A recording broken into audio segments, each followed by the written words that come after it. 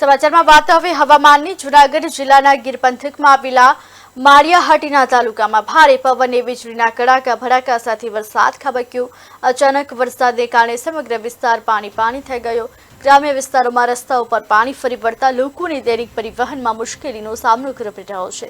સૌથી વધુ અસર ખેતીવાડી ક્ષેત્રે જોવા મળી। ખાસ કરી ખેતીમાં કેરી, મગ, બાજરી, તલ જેવા પાકોમાં ભારે નુકસાની થઈ છે। કેટલાક ખેડૂતોએ તો જમીન તૈયાર કરી વાવેતરની તૈયારી શરૂ કરી હતી, પરંતુ વરસાદે તેમની મહેનત પર પાણી ફરી વળ્યું છે। વડિયા, ખોજારા, લાપા આસપાસના ગામોમાં ખેતરોમાં ઊંડું પાણી ભરાઈ ગયું છે। કેરીની બાગોમાં ઝાડ પરથી કેરી સીધી જમીન પર પટકાતા આખો પાક ખરાબ થઈ ગયો છે।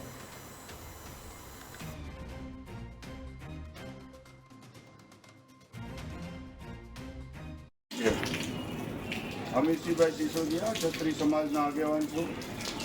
આજરોજ માળિયાહાટીના વિસ્તારમાં આજુબાજુના ગામડાઓમાં પણ જોરદાર વરસાદ પડવાને કારણે માળિયાના ખેડૂતોને મોટું નુકસાન થયેલ છે।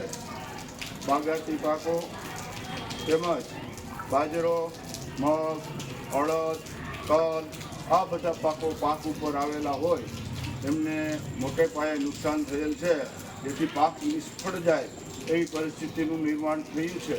તો મારી પણ સરકારશ્રીને વિનંતી છે કે આમાં કંઈ મદદરૂપ અને સહાયરૂપ થાય એવી સૌને મારી લાગણી અને વિનંતી।